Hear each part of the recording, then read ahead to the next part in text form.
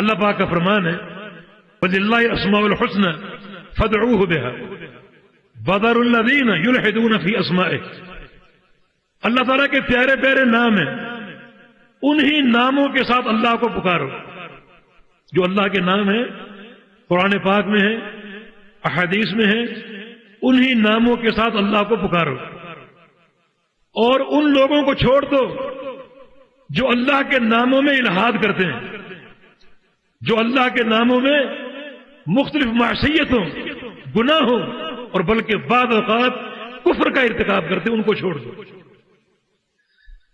یہاں تین چیزیں ہیں جو قابل غور ہیں، اور ہمارا موضوع ان تین چیزوں پر ہی گھومتا رہے گا۔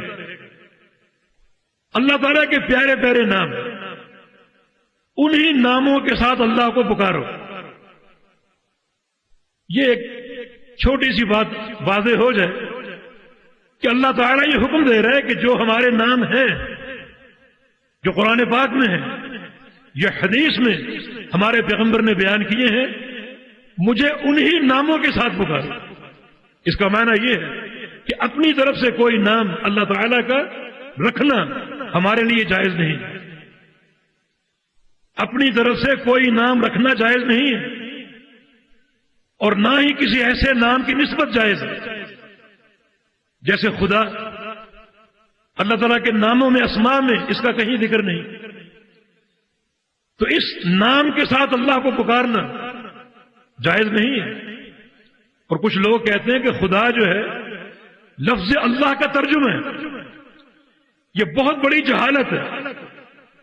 لفظ اللہ، لفظ الجلالہ، اللہ کا سب سے بڑا نام، بلکہ اس کائنات کا سب سے بڑا علم، اتنا بڑا نام ہے کہ سارے انسان، سارے ملائکہ، سارے جن، انبیاء، اولیاء، شعراء، انشاء پرداز، ادباء، بڑے بڑے قلمکار، سب کے سب جمع ہو جائیں، لفظ اللہ کا ترجمہ نہیں کر سکتے۔ اس لفظ میں جو جامعیت ہے اس کو بیان نہیں کر سکتے، اس لفظ کے جو حقائق ہیں انہیں سمیٹ نہیں سکتے۔ یہ کیسے کہا جا سکتا ہے کہ خدا جو ہے وہ اللہ کا ترجمہ ہے، اللہ کے قائم مقام ہے؟ نہیں، یہ لفظ نہ قرآن میں نہ حدیث میں، اس کو اللہ تعالیٰ کے نام کے طور پہ استعمال کرنا جائز نہیں۔ ہاں، فارسی کا لفظ ہے، خدا کا معنی مالک، جیسے مالک اللہ کی صفت ہے، تو مالک کے ترجمے کے طور پر لفظ خدا استعمال ہو سکتا ہے۔ مالک کے معنی میں اللہ کے نام کے طور پر اس کو استعمال کرنا، اس نام کے ساتھ اللہ کو پکارنا جائز نہیں۔